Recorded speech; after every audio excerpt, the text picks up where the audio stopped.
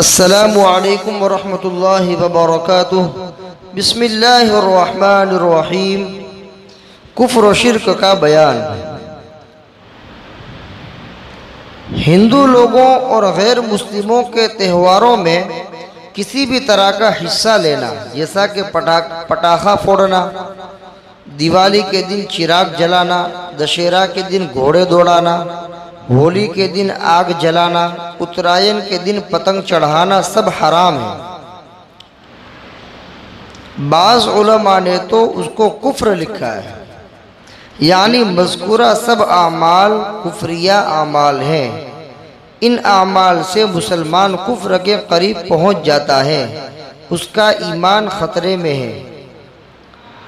قرآن شریف میں ہے یا ایھا الذین آمنوا لا تکونوا کالذین کفروا، یعنی اے مومنو تم کافروں جیسے مت بنو۔ پارہ 4 رکوع نمبر 7۔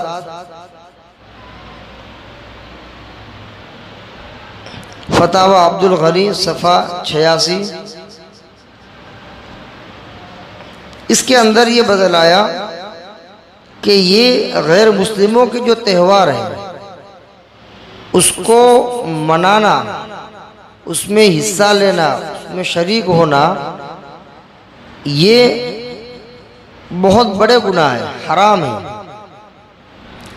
اس کے اندر شریک ہونے کی وجہ سے آدمی کافر تو نہیں ہو جاتا، لیکن چونکہ کافروں جیسے اعمال ہیں، اس وجہ سے ان برے اعمال کرنے کی وجہ سے اور غیر مسلموں کے تہواروں میں شریک ہونے کی وجہ سے آدمی کفر کے قریب پہنچ جاتا ہے۔ کافر نہیں ہو جاتا لیکن کفر کے قریب پہنچ جاتا ہے، اس لیے کہ یہ کفریہ اعمال ہیں اور ناجائز اور حرام کام ہیں، اس لیے اس سے بہت بچنا چاہیے، اس سے ایمان کا خطرہ ہے۔ اگر کوئی آدمی پھر اہتمام کے ساتھ اس کو منا رہا ہے اور ہر سال پابندی کے ساتھ منا رہا ہے، ظاہر بات ہے کہ ہر سال پابندی کے ساتھ تہواروں میں شریک ہونے کی وجہ سے، اس کو منانے کی وجہ سے اس کی قباحت آدمی کے دل سے نکل جاتی ہے، اور پھر اس کو وہ ایک خوشی کا دن سمجھ لیتا ہے اور آہستہ آہستہ پھر اس کو جائز بھی سمجھنے لگتا ہے، تو اس سے ایمان کا خطرہ ہو جاتا ہے۔ اس سے خوب بچنا چاہیے۔ جو شخص اللہ تعالیٰ کو حاضر و ناظر نہ مانے اور رسول اللہ کو حاضر و ناظر مانے، رسول اللہ صلی اللہ علیہ وسلم کو قادر مطلق و مختار کل، ما کان و یکون کے مالک مانتا ہے، وہ مسلمان ہو ہی نہیں سکتا، وہ مشرک ہے۔ مسلمان تو موحد ہوتا ہے، اور موحد ایک اللہ کو قادر مطلق مختار کل مانتا ہے، لہذا اسے توبہ کر کے پھر سے ایمان لانا چاہیے۔ فتاوی دینیہ جلد اول صفحہ 81، بحوالہ اپنے ایمان و اعمال کی حفاظت کیجئے، صفحہ 62 صفحہ 63۔